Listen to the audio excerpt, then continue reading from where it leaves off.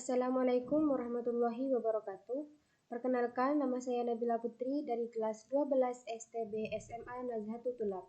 Jadi, di sini saya akan menjelaskan soal SBMPTN Biologi yang membahas tentang sel.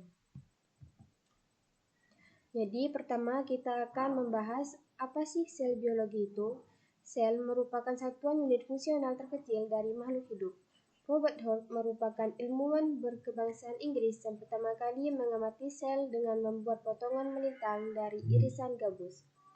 Hooke kemudian melakukan pengamatan pada irisan gabus tersebut menggunakan mikroskop dan melihat ruang-ruang kecil yang kosong.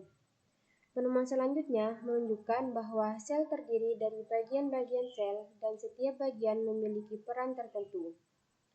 Sel dapat hidup, tumbuh, dan menjalankan fungsi spesifiknya selama terdapat cukup oksigen, glukosa, berbagai ion, asam amino, dan asam lemak di lingkungan internal sel.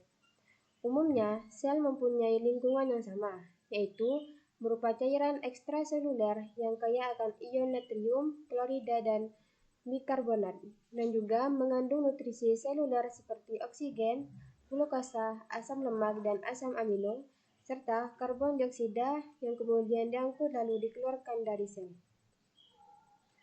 Struktur sel. Semua organisme terdiri dari salah satu dari dua jenis sel yang berbeda secara struktural, yaitu prokariotik dan eukariotik.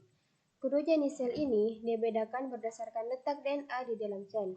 Sebagian besar DNA pada eukariotik dikelilingi oleh selaput organel yang disebut nukleus, sedangkan prokariotik tidak memiliki nukleus.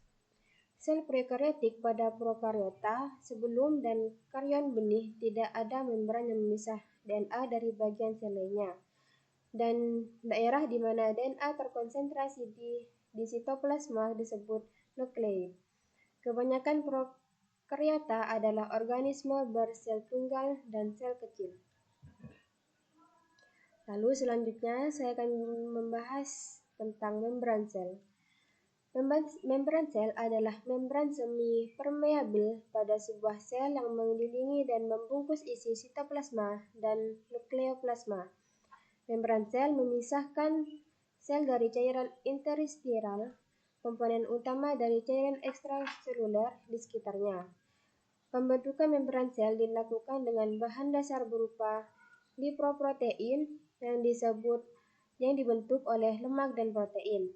Membran ini terdiri atas lipida bilapis, termasuk kolesterol, yang berada di antara fosfolipid untuk mempertahankan fluiditasnya pada sebagian suhu.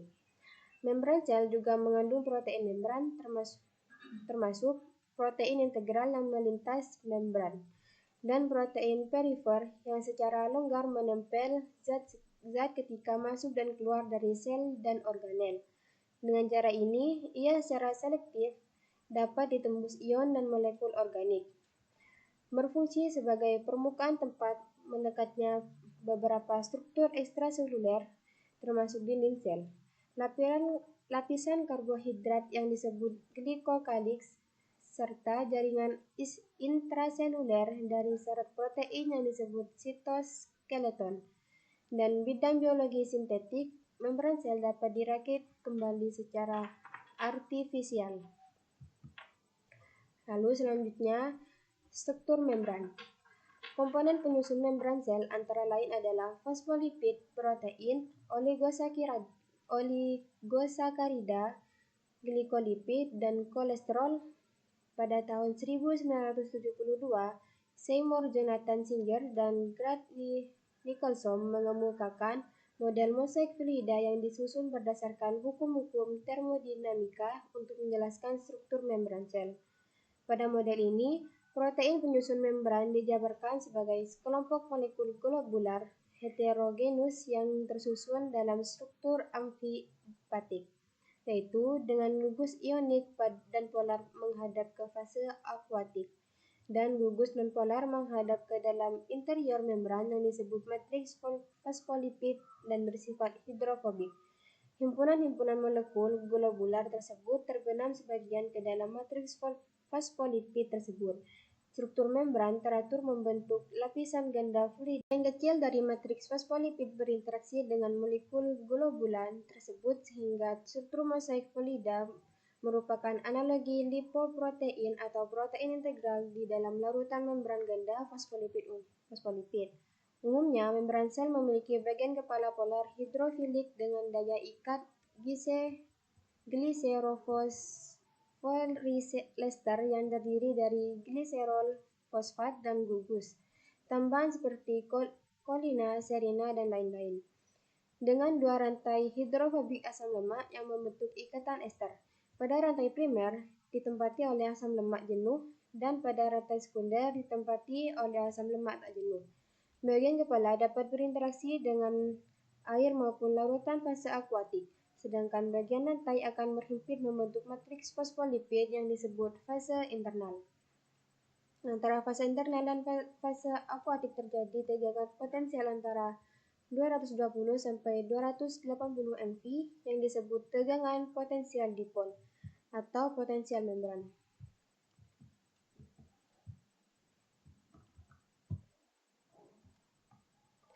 Selanjutnya, saya akan membahas soal biologi. Pertama, manakah pernyataan yang benar tentang evolusi yang terjadi pada membran sel? A. Membran sel telah berhenti berevolusi karena membran sel adalah mosaik fluida.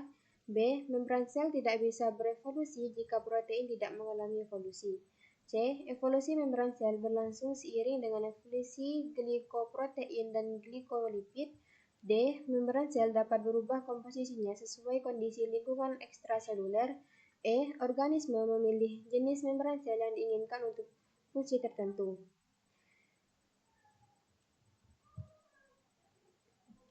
Jadi pembahasannya, pernyataan yang benar tentang evolusi yang terjadi pada membran sel adalah evolusi membran sel berlangsung seiring dengan evolusi glikoprotein dan glikolipid.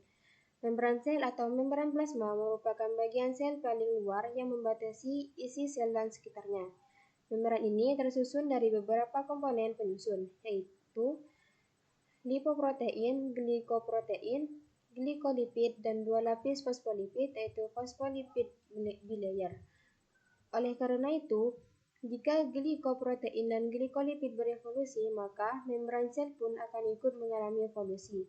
Jadi, pernyataan yang benar tentang evolusi membran sel yaitu evolusi membran sel berlangsung seiring dengan evolusi glikoprotein dan glikolipid.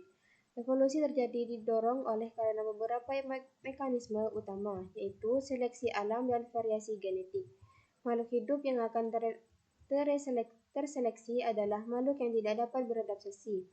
Variasi genetik terjadi karena adanya mutasi, reproduksi seksual, migrasi, dan ukuran populasi yang kecil.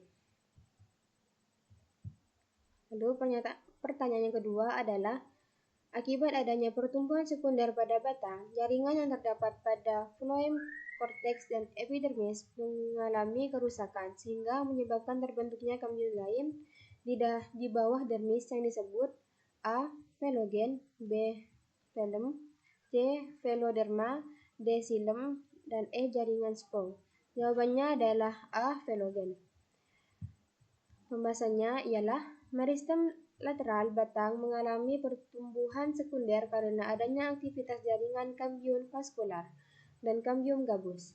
Kambium vaskular yang berada di antara xilem dan floem membelah ke dalam membentuk xilem sekunder dan membelah keluar membentuk floem sekunder.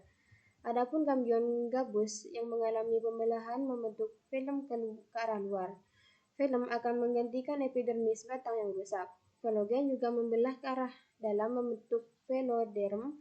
Veloderm merupakan jaringan korteks sekunder. Pada soal kambium lain di bawah dermis tersebut adalah velogen. Pertumbuhan sekunder pada batang terjadi akibat adanya aktivitas jaringan kambium vaskuler dan kambium gabus. Kambium vaskuler yang berada di antara xilem dan floem membelah ke dalam membentuk xilem sekunder dan keluar membentuk floem sekunder. Kambium gabus atau filogem mengalami pembelahan sekunder ke arah luar membentuk filem dengan ke arah dalam membentuk velogen. Pada soal yang dimaksud pertumbuhan sekunder pada kambium lain di bawah dermis merupakan kambium gabus atau velogen. Sekian dari saya, kurang lebihnya mohon maaf. Wassalamualaikum warahmatullahi wabarakatuh.